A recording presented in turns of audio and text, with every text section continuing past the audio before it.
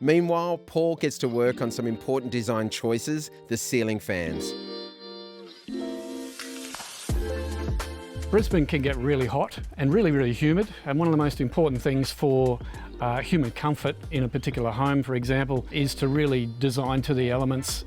One of the most important things to spoil humidity is air movement, so we've got to make sure that all the spaces, bedrooms and living rooms and outdoor spaces, all have ceiling fans installed. We need that air moving because that gets rid of the humidity and actually makes it comfortable to enjoy this fantastic climate. Well, the good news is that the design of ceiling fans has come a long way in the last few years. I mean, up until quite recently, ceiling fans used to be these really industrial metal things, or they're really folksy, old-fashioned timber-looking things.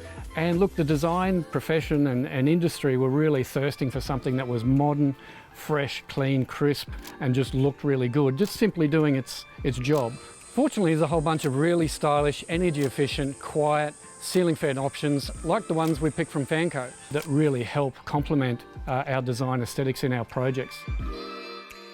Whether Lisa chooses to renovate or rebuild, ceiling fans will play an important part in the design.